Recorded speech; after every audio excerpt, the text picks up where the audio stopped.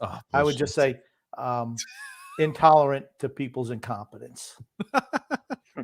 How did that go over Grumpy for you? They fell for it. Oh, there it is. Although you are intolerant to people's I am intolerant to incompetence. Stupidity drives me insane. It really does. Yeah, it's underwhelming. We've talked about a few of the things. I want to ask, and I haven't asked you this too, Grumpy Old Man, but Tom, I'm going to put you on the spot first, and I'll give you a second there, Grumpy Old Man. You're on the spot. Don't worry. It's going to be a hard-hitting question from TJ. Watch out. No, I just want to know if you had to predict one item that may be a hot take going into this season. Now that it seems like our roster's kind of solidified, we're not going to be making any other moves. If you had to put one hot take going into this year, what's your hot take? I think it's more likely that the Islanders finish as the worst team in the East than it is that they finish above the 5 seed. Wow. That's pretty hot. That is Yeah, that is freaking magma. I like it. I like the hot take though. Holy shit. I love it. I just think the East is pretty solid. Teams in the Atlantic that the last few years have been, a joke are going to at least look a little bit more competent this year. I think the Red Wings are going to look a little bit better. Buffalo had something going towards the end of last year that was exciting to watch. And it was, as an Islander fan, at least you got to watch Kyle Oposo kind of have a resurgence. That was fun for a few minutes. And I still think Philly kind of stinks. And but the Metro did not get easier. You could argue that Pittsburgh and Washington are a little bit older, but Washington's goaltending, I don't think it could have gotten worse last year. And now in the offseason, they get Grubauer. Grubauer's fine. He'll be able to. Kemper. Yeah. Oh, Kemper. Sorry. Yeah. I'm thinking old goaltender. But this Islander team, it feels like it's so precarious. It feels like, this could be it. This could be the bottom falls out. It seems like after a failed offseason like that, I wonder what the players are thinking in terms of like, wow, it didn't feel too good last year. You could just tell the energy around the team last year. Just they didn't have the fight in them that they had the last few years, and they got caved in a few times last year, and you didn't see that a lot under Barry in the first couple of years. So I think that was a warning sign. I think the fact that the defense was getting so embarrassingly outskated night in, night out, games getting ugly. I just, as it stands right now, the East got better, and the Islanders got like the slightest bit better that you can get with Romanov. And they got, I hate to look at it like this, but the goaltending last year, how much better is the Islanders goaltending going to be? Varley could be a little bit better, but you would expect Sorokin. I don't know if he can do exactly what he did last year. Probably something close to it, though. I think Sorokin was amazing in the back half of the year, and he cleaned up a lot of the stuff in the first half of the year that was a little bit of an issue. Right. I think you should expect. Okay, I'm not saying regression results-wise, but he covered up a lot of our defensive mismanagement back there. He was really special, kind of like Shesterkin was for the Rangers last year. Do I expect Shesterkin to have the same year he had last year? Probably not. So would it surprise me if Sorokin takes a step back? It would not. So for me, I am totally on board with just say, now I have a question for you, Tom. Since we're not going to make the playoffs, when do you start examining, let's start dumping some of these guys, and who would you get rid of at the deadline? Well, hold on, Grumpy. I want to jump right to that. I still need to get your hot take too, Grumpy, but I'm not going to forget about that. Don't you worry about it. I won't forget about it. No, Tom, I'll let you answer that. It's a really tough question because there's a lot of contracts that right now, I don't see anybody taking Anders Lee at the moment. That just goes, it's too much term. And, you could argue in terms of $7 million, obviously the Islanders have to overpay a little bit to keep Guy around. And he has like flirted with 30-ish goals, which is something the Islanders need. But I think I would hate to move Brock. But if they go into full rebuild, like full rebuild, he is 30. It's probably the guy that could get the most back for. And I absolutely do not want to trade him unless like this year unless like we're bottom of the conference. I think Beauvillier is probably one of the first ones out, just because he's a tradable asset. He's young. I think he has upside with other teams. If he ends in a perfect situation, like somehow if he ends up with the Avalanche, although I don't know if the Islanders want to gift the Avalanche another young player that's ready to explode, not in the same way as Taze did. I don't think Bo has that upside in him, but if Bo goes to a good situation, that could be interesting to watch. But really, I don't know. We didn't even move Clutterbuck last year when right before the playoffs, when we're at the peak in the media of going, oh, grit. We want our team to be tougher. You would have thought Clutterbuck would have gone last year. So like, who's going to take him now? He's 34 now. And who's going to take him with more mileage on him? We waited because he was healthy at one point, and he wound up breaking his hand or wound up getting hurt. But we waited. We re-signed him. Well, we re-signed him for 2 more years. He waited, then he got hurt, and then we re-signed him. So that's how it all transpired. But that's a guy easily could have been moved. You just had to be more proactive with it. You had mentioned about Varlamov and Sorokin, and I wanted to touch on that briefly.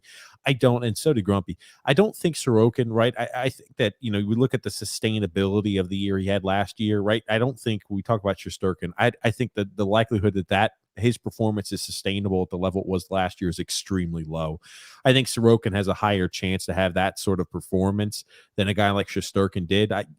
Could I see him take a step back regarding his numbers? Sure, maybe. I think our defense will be better, but maybe the numbers won't be as great. I think Varlamov could have a better year. I didn't think he had a terrible year. He let in some soft goals. He had an okay season, but last year all it was solidified that Sorokin's the guy. Varlamov is the second man up. I don't think there's anything wrong about that. It's just a natural progression. Sorokin's the guy I think is a top 5 talent in the NHL regarding goaltenders. And, I think next year he continues on that path trying to prove that point. He's a guy definitely a position of strength as well. I mean, for me, this is the last year that, I think this is Lamoriello's last year. I really believe that.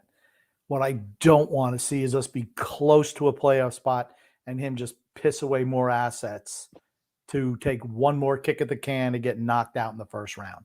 Not for me. The guys I'm looking to move at the deadline are Varlamov and Mayfield. Those are the two guys I think now, bare minimum, right? If we're out of a playoff spot, those are guys bare minimum. I think we may be getting a little ahead of ourselves, Grumpy. I know you like to take it down this direction. Shit, the season hasn't even had game one, and we're talking about selling off at the deadline. But here's the thing. Regardless, the team isn't good enough to win a Stanley Cup. Just not. I'd agree with this offseason. I'd agree. We have not done enough to make ourselves legitimate Stanley Cup contenders. And if anybody argues that, I think you're being extremely optimistic saying, oh, well, maybe we're a playoff contender. And when you get to the playoffs, anything could happen. I just think that's just so it's whimsical. It's a whimsical faith in a team, I think. So let's say we're in the 8th spot or we're 5 points out. To me, a responsible general manager would say, okay, we tried to take one more run with this aged group, underperforming group. We tried it one more time. We're not going to get over the hump. You start moving guys now. Deep draft. I'm not opposed to moving Nelson if you can get yourself a first and a second round pick. Maybe you get yourself a first for Varlamov or a first plus for Mayfield. For a team that's a really contender for a Stanley Cup title, Mayfield's awful good, top 4 defenseman who's shown that he can play in the playoffs. So those are the type of moves I'm looking to make, and that would expedite the rebuild going forward. Grumpy loves it's like we talk about rosterbation. Grumpy loves to talk about rebuild. If they would have listened to me 4 years ago, we'd be in better shape today. That's all I'm saying. Okay, if we did that too, we would never have gotten to those 2 Eastern. So what? We wouldn't have had chances. We didn't win anything. Won nothing. Did we win a division title? Okay. No. Did we win a conference title? That's when you start going down this lane or this logic trail is where you lose me, because then it only works out for the team who wins. Every other team might as well just had a very unsuccessful year, because if you don't win the cup, unsuccessful year. I don't know. It's just to say Stanley Cup or bust. That was right out of their mouths, not out of my mouth. That was out of the Islanders management mouth. Stanley Cup or bust. Well, you said we should have rebuilt 4 years ago, Grump. And I just Exactly. don't agree with that. That's right. Exactly. That's what we should have done. I think that very easily, if you did I'm proven right. Was I not proven right again? No, Grumpy. Thank If you. Did we win? Hold on.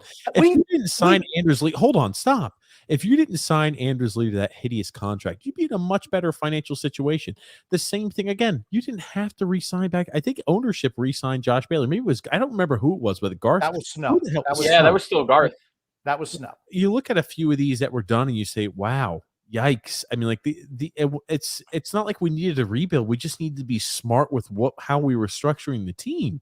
This organization overvalues their own players. They do. And Tom mentioned it. We mentioned it too. It's 100% accurate. They overvalue their own players. They cook a mean steak in the cul-de-sac. So let's keep them around. Give him a contract extension. I heard he likes shotgun and beers. He'll fit right in. I don't know about that. Well, remember, everybody was shotgunning that beer except John Tavares, Grumpy. It was a callback. Seems like that's how we knew. Yeah, that's how you knew. He didn't fit in with our group.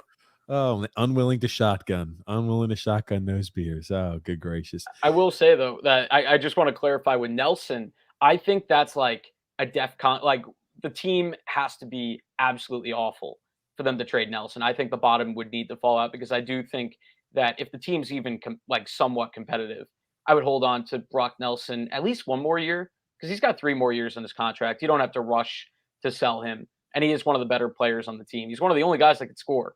So, you know, we are looking for offense, and I don't want to sell him before, you know, we're. Yeah, the only thing go ahead, Grump. My top 2 guys are Varlamov and Mayfield on expiring deals. Yeah, I think so too. If you're out of the playoff spot, those are 2 guys you have to move. I think that, you know, if the question I've always wondered is this year is almost a must-have successful season because this is the last year under Lou's contract. They haven't renewed his contract. Who knows what they want him to do if they still want him involved in the organization. Our owner has said, hey, we love the mistakenly four Stanley Cups that Lou Lamoriello has won. We got to trust in Lou. How foolish does that statement look now? I mean, do you think ownership knew at that time period that the likelihood of them having any big name free agent was low? Because remember, he was almost he was confronted. He was I don't know how to say it. He was bombarded there at a charity event, and they asked him a little bit of those questions. Shockingly, he's had more offseason interview appearances than Lou Lamoriello, our general manager. So that's always kind of a shock. But you know, he answered and said, "Hey, I trust him, Lou. I don't know, you know, how much of that is just like GM/coach/owner talk because they're not going to say, hey, I don't believe in the guy." He's still employed here as a general manager. But, you know, it's one of those things where I wonder if he's out right at the end of this year. Most times when a new general manager comes in, he's bringing in his guys.